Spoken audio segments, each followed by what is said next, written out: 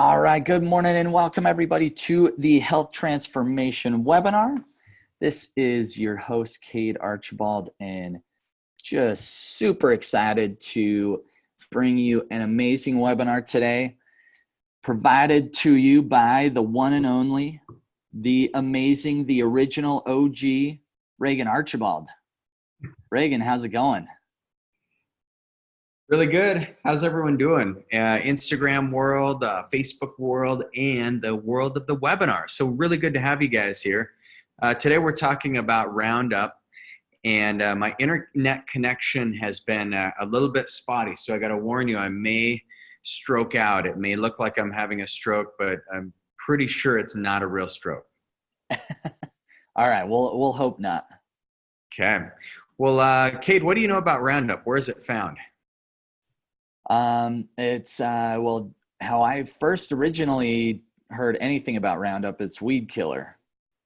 Yep. Weed killer, it's pesticide, herbicide. Yep.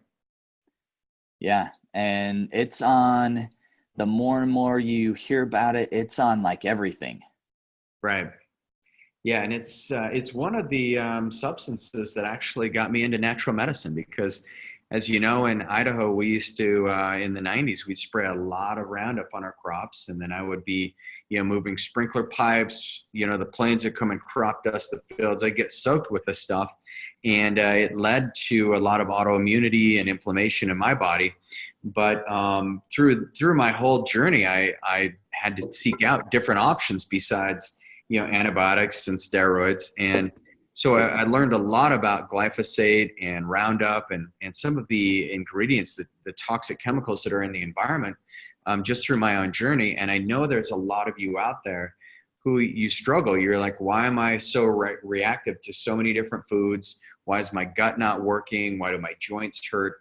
And so we're going to talk about what I think is the biggest link in nutritional imbalances, nutritional deficits, and toxicity in the body, which is the substance called glyphosate. Because, Cade, there's a lot of people who are gluten-free, right? And oh yeah, and so maybe you could talk about where gluten comes from. What are some of the main crops you hear where gluten comes from?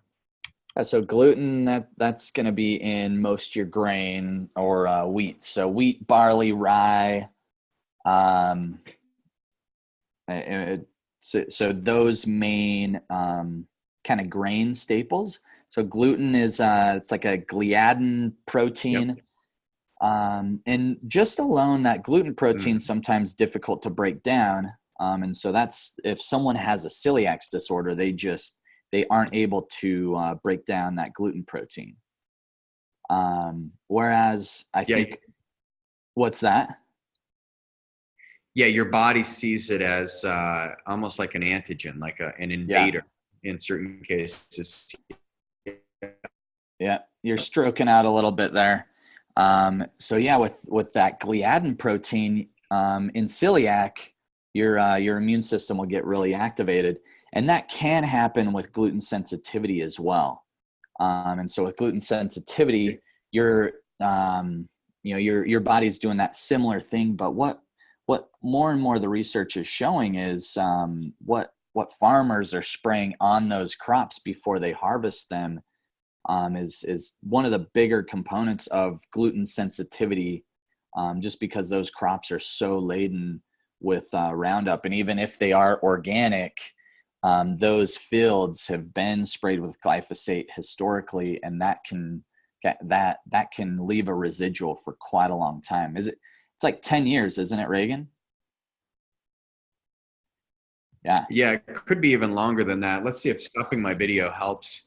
It might be even longer than that. But if you look at it, in the United States alone, we've sprayed enough of this chemical on our crops to cover every acre of farmland in the world with a half a pound of this chemical. And that's in the United States. And the United States is just a small portion of this big planet that we live on. And a half a pound of these chemicals of glyphosate is crazy. And so something that you want to look at is glyphosate is shown to disrupt the microbiome at very safe levels according to Roundup. Glyphosate is the core ingredient in Monsanto's Roundup herbicide, and levels found in the human bloodstream have spiked by more than 1,000% in the last 2 decades. So it's more and more prevalent.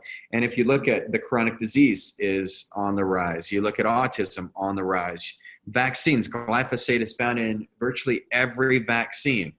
And a lot of people say Roundup is safe, but some of the other chemicals that are found in Roundup are petroleum, and you'll also find arsenic in heavy doses in Roundup. And so it's it's not just the glyphosate alone, but it's the other chemicals that are there. What happened is the substance was recently relicensed for a shortened 5-year lease by the European Union. But then what happened is the scientists involved in that new glyphosate study said it poses too big of a health risk to the public. And so people are fighting back against glyphosate and what it can do. One of the things that you want to look at if you have been exposed to glyphosate is look at your B12, because glyphosate absorbs B12 in your body. You have, I guess, Cade, maybe one of the symptoms that would show up if you have B12 deficiencies. Yeah, so some of the symptoms, you could have nerve pain, tingless numbness in the feet or hands, really depleted energy, so a lot of fatigue, and just like malnourished. Exactly. And we see it so many times, especially with our patients who have neuropathy, our patients who have chronic fatigue, fibromyalgia. And, one of the things that's overlooked is the amount of glyphosate that we're exposed to, even in organic food. There's actually a study, which I'll show you guys, even Kashi, the organic brand Kashi, 100% of their products tested positive for glyphosate. So even some of the organic foods, if you think about it, every acre of land in the world, United States alone has, you could look at that, all the Roundup we've sprayed, it's over 0.5 pound per acre. So it's getting in everything. And so what you'll see is glyphosate, it's a glycine molecule with a methyl prosphenol group attached to its nitrogen atom, which that is one of the reasons why it's absorbing B12. Dr. Stephanie Seneff, she's an MIT researcher. She's done a lot of work on this. And so what you'll find is not only is B12 depleted, but you can have the glycine molecule depleted. And that's one of the formulas. Glycine is an amino acid that is, it's very difficult to get, but that's why like collagen and bone broth, these things gained a lot of popularity. Colostrum, because there's glycine in it. And one of the best sources of glycine are from germs. And we have our optimal movement, which is behind you. But, glycine is very, very important in your body. There it is, optimal movement. Thank you. So let's look at this. So glyphosate substitution for glycine. So basically glyphosate is coming in and disrupting your ability to utilize glycine. And what they're finding is it's a major causal factor in nephropathy, so kidney disease, which is crazy. And if you look at just kind of the overall environmental impact in the U.S., 4,000 tons in 1987 was what we were spraying in glyphosate. That rose to 80,000 tons in 2007, a 2,000% increase in glyphosate spraying. So if we look at this, we say, man, there's really no hope. It would take us 1,000 years to clean up the environment at the rate that we've been going. And there is studies like you talked about, Cade. Gluten, the protein found in wheat, binds to glyphosate, which is what disrupts the natural process in our digestive system. Because what a lot of people don't realize is glyphosate is a registered antibiotic. And so it bypasses the liver and goes right into the large intestine. And that's where it can destroy a lot of the healthy bacteria in your gut. So it can be a contributing factor to leaky gut. It can be a major contributing factor to some of the molecular mimickers, where your body starts seeing corn as a threat, or soy as a threat, or wheat as a threat. That's a lot of times what we're finding is it's because glyphosate is binding to these proteins and keeping these proteins from expressing themselves in a natural way. And because the proteins get denatured in your stomach from the stomach acids. And if they're not getting denatured properly, or if glyphosate's bound to them, then they still look like it's a threat to your body. So we're starting to realize, alluding to Cade's point earlier, is that this gluten sensitivity might actually be glyphosate that's bound to the wheat. And then it causes it to be much more allergenic than wheat gluten itself. And I think this is the best scientific news. Thank you, Stephanie Seneff from MIT, because this lets us know that maybe bread is not so evil after all. Because how many people on this do not like bread? I mean, I've never met a human that couldn't say in their heart of hearts they don't like bread. I mean, let's all be real. Cade, you like you enjoy some bread now and again, right? Oh yes, I absolutely do. Yeah, and there's something, and it's super keto friendly. Right. Yeah, it's like we've bread's got a really bad rap, and I think especially when you look at if you can find organic wheat and then do sourdough, if you're not celiac, because that sourdough process can help break down the gluten protein, that fermentation, and so at least a lot better for the digestive system. Now we're not. We're not promoting like go eat a loaf of bread today for lunch. That's still not going to be the ideal source of nutrients in food, but at least we can maybe try it, right? Yeah. So I am promoting it. I'm just going out on a limb. It's the new diet. It's the new bread only diet. We're going back to the pyramid. Oh. We lost you, Regan. I'm tired of the I'm tired of the paleo, the ketogenic diets, the Whole30. I mean, there's so many. I'm just going to call it the bread diet, and we're just going to change people's experience with bread. But it's got to be organic, and it's got to be fermented properly so that the gluten is already pre-digested, and then we'll see how we feel. I may add some vegetables and other things in there, but maybe it's not as evil as we think, because if you look at it, whenever there's chemicals and chemicals get combined, it's just like with medications. With polypharmacy syndrome, if you're on 5 or more medications, you have a 100% chance of having a reaction to those. And if you just look at the substrates of food, it's all chemical reactions in our bodies. And so maybe it's the chemicals that are causing our food to be disruptive more than anything else. So hopefully you guys caught that. But all right. How's my internet doing, Cade? It's doing all right. There's a few glitches here and there. Did you just try putting your video back on? I was going to put the video back on, but every time once you click that back on, it just goes to just starts glitching. Go slow. Okay, no problem. Yeah. All right, guys. Sorry, internet connection not ideal in that in the teaching center. Yeah, that space. We're cutting down the EMF, so maybe it's too much. All right, so the increased use of glyphosate, which is an herbicide in Roundup, correlates to increasing in many of the chronic diseases today.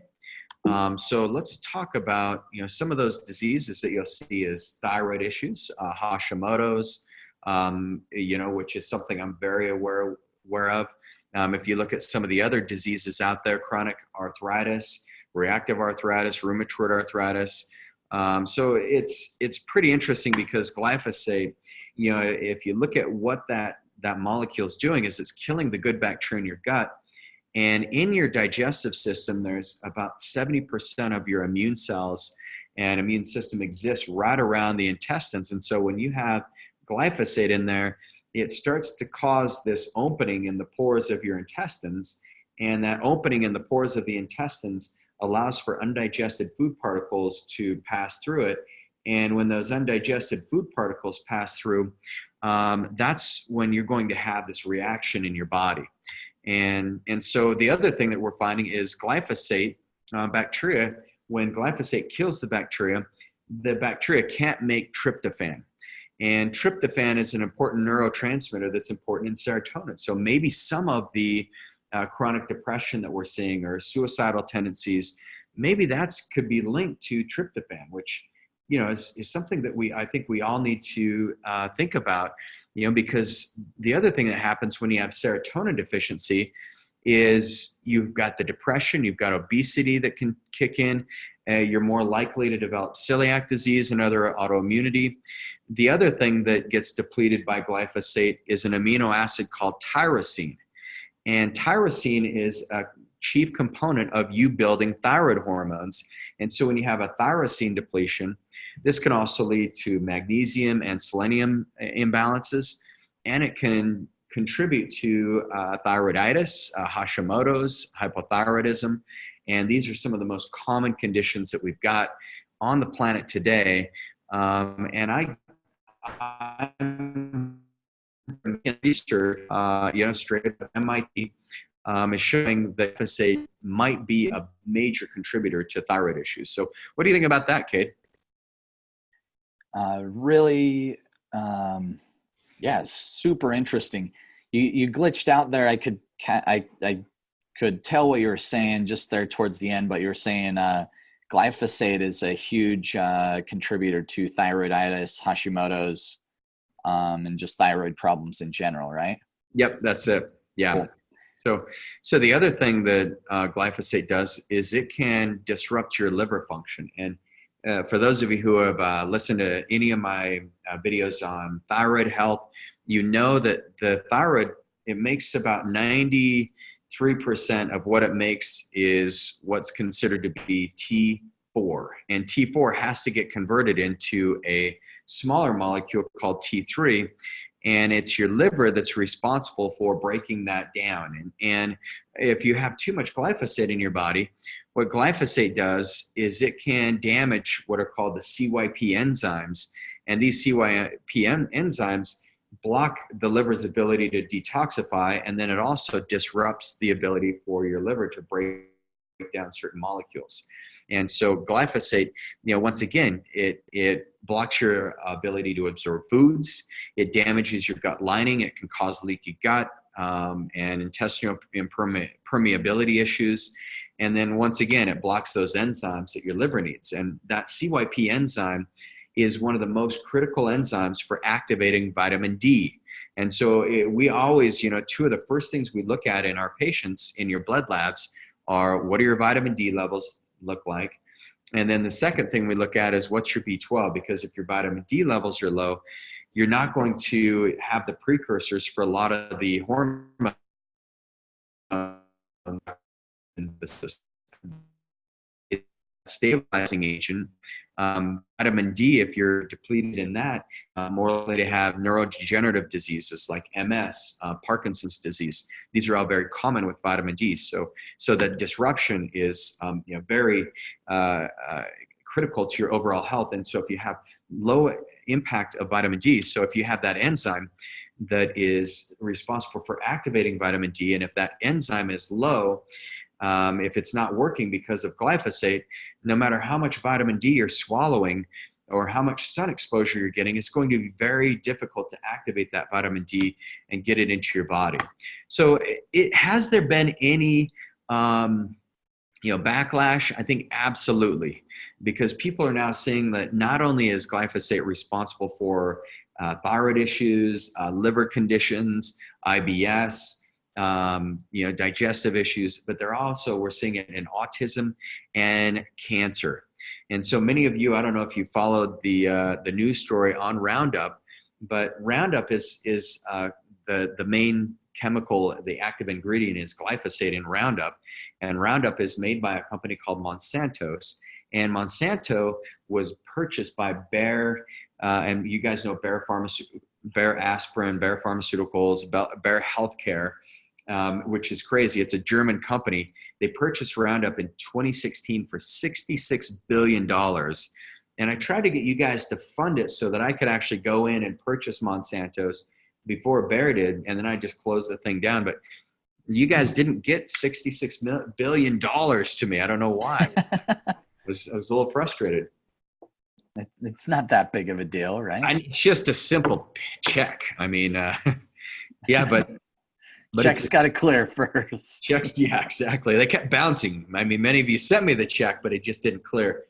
So I couldn't purchase it. But what's happened is there's over 2,600 lawsuits out against Roundup right now, against Monsanto's. And so now Bayer, their stocks have just plummeted, which I'll show you in a minute. But one of the first settlements was, I can't remember Dwayne's last name, but he had lymphoma due to Roundup exposure. He was a caretaker, a gardener, a landscaper.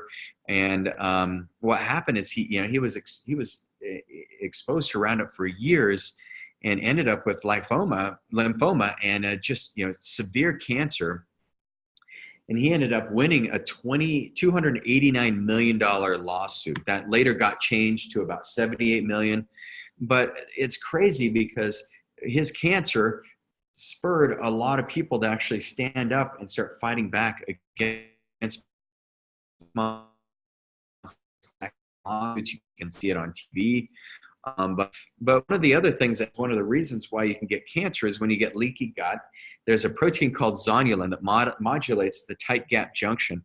And so one of the things you can do to find out if you've got leaky gut or if you've got this glyphosate exposure is you can test your zonulin. So come in and we can easily test your zonulin through a company called Genova.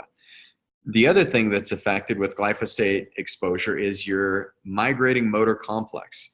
And the migrating motor complex is what allows for these peristaltic movements, which allows your digestive system to move and allows you to pass bowels and move your stool.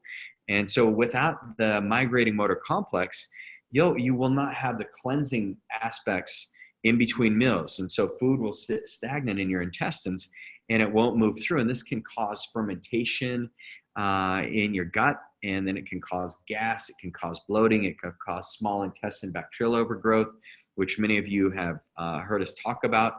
And so unfortunately, glyphosate, it affects all the proteins in the smooth muscle in your gut. So if that's not working properly, we're going to have problems. So just in final, just to close up, glyphosate right now, like I said, there's been over 2,600 lawsuits filed, about 700 to 800 cases going on right now nationwide. In California, it's in federal court. California, they've actually tested virtually every organic crop in California has glyphosate exposure. And we'll talk more about how to get glyphosate out of your life next week. So stay tuned, be here next Wednesday, 9:30 to 10. Missouri, it's in state court. Delaware, it's in state court. And so what we're finding is glyphosate is possibly carcinogenic to humans. We actually have seen that in so many cases. It's got a positive association, has been observed for non-Hodgkin lymphoma. So massive. And this is the Agency for Research on Cancer. Exposure to glyphosate, landscapers, farmers, garden center, nursery workers, home gardeners. It's everywhere, but I think where we're missing it is in the amount of food that glyphosate's in, and we're consuming that food day in and day out, whether you're eating organic or not. Obviously, organic's going to have a lot less.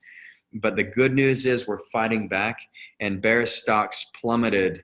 And this has just happened recently in August of this last year. Their stocks started to drop, and they've just been dropping off a cliff ever since then. And so this is where the market can fight back, and we can actually start doing something about it, because if they don't have their fat pockets from their profitability, because making these chemicals cheap, a lot of chemicals are byproducts of making pharmaceutical drugs, which is why Bayer thought Monsanto's was a perfect company to spend $66 billion to acquire, because one company's waste is another company's magic. And so it's crazy.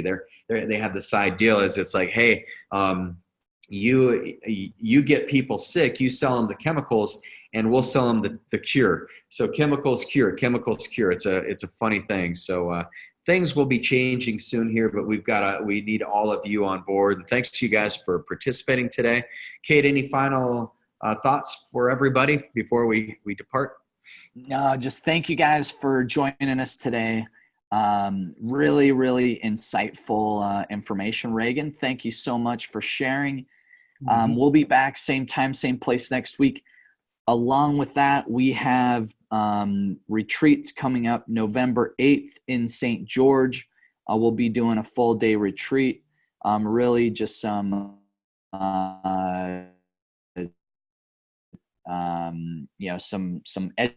we'll be doing a cooking class as well as some really cool treatments around like 9 to 3 on that Friday, November 8th in St. George, and November 15th in Salt Lake City downtown. So shoot an email to us, call one of the clinics, and get on the books for our next upcoming retreat. It's going to be amazing. Love you guys so much. We'll see you same time, same place next week. See you guys. Bye.